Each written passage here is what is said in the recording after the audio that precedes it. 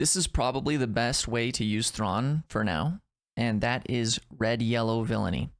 You could use Tarkin Town as your base if you want, but I expect a lot of aggro for the first month or so, and in some cases you're going to be able to race them down with this deck, and the 5 HP could matter. One of the first things you're going to notice is that there are 0 Boba Fett units in here. And I'm sure that the best version of this deck is probably playing 3 of that card, and you could probably just take out 2 Palpatines and a Bosk for that. But I know a lot of people won't have that card, and I think this 0 legendary list could be good enough. My goal with this list was to play 3 power units, as many as I could, as many high impact, low cost cards as possible.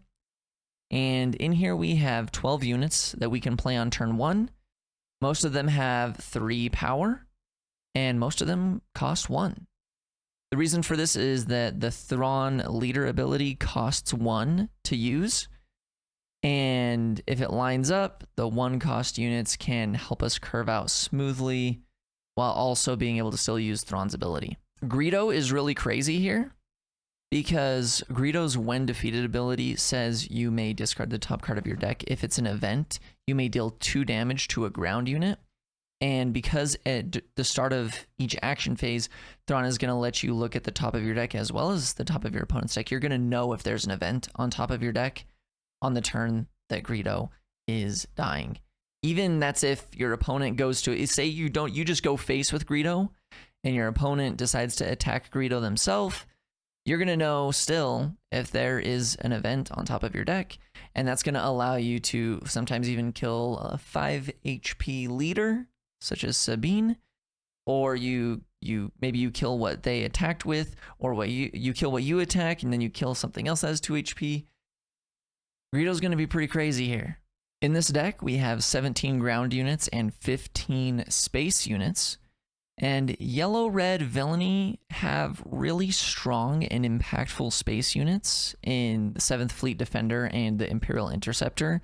And that's the main reason we are going with this build. 7th Fleet Defender is proactive, allowing us to play it out regardless of our opponent's actions or position in space. And then the Imperial Interceptor down here, the red unit, it's reactive, allowing us to defeat red 3 or A-Wings on site. Super, super awesome stuff here. Yellow and red can also combo to ignore the ground arena as well, with cards like No Good to Me Dead, keeping a unit exhausted for basically 2 turns, or even using Outmaneuver and comboing that with Bombing Run. There's going to also be turns where you're going to be able to maybe play a Cell Block Guard to block some damage. Even if they attack with something with more HP than Cell Block Guard is going to be able to defeat, that's fine, because say on the next turn, you just, with initiative, you use Outmaneuver to exhaust all of their ground units. Well, yours as well, but then you just get to keep attacking in space, and then if they play more stuff in the ground, then on the following turn, you can, with initiative, even potentially, you can just use Bombing Run to get a 2-for-1 or even a 3-for-1. And in red, you have cheap and effective removal with Force Choke, and that can kill Sabine leaders. You can also use Open Fire, which is great at killing almost any 3 or 4 cost space or ground unit. Yellow also has access to the Strafing Gunship, which can attack ground units and reduce their power while doing so.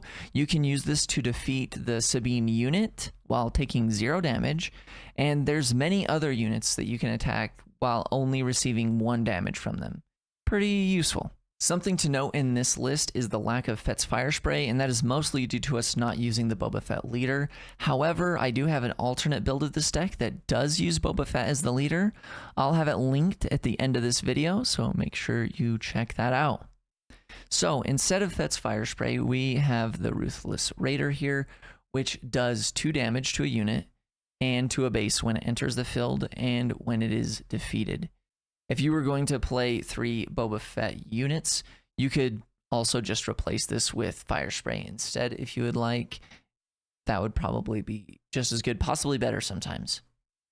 For the ground units, we mostly have our low-cost 3 power units, But then we also have Cell Block Guard, and we have Bosk that will help us slow down and take control of the ground arena, as well as with Bombing Run, as I mentioned before. Bosk's second effect is also very relevant because we play 18 events in this deck. Yes, 18.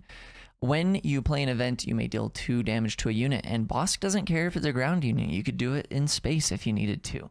Now, Palpatine is in here mostly as a hedge against mid-range and control, and can occasionally clean up an aggro board if you get to 8 resources. But that's really it for Palpatine. Finally, our game plan is going to be keeping ground under control for the first 2 turns, depending on our opponent's actions, and then hopefully 7th Fleet Defender into Interceptor while exhausting our opponent's ground units with Thrawn's ability as our first action, and then we can just start attacking the base aggressively and hopefully being able to still exhaust stuff with Thrawn's ability each turn. Turns 4, 5, and 6 could look like using events to exhaust the ground arena while hitting the base in space, and eventually using Bombing Run to get at least a 2-for-1, and then deploy Thrawn when we are at 6 resources. While Thrawn is a unit, his ability is now on attack.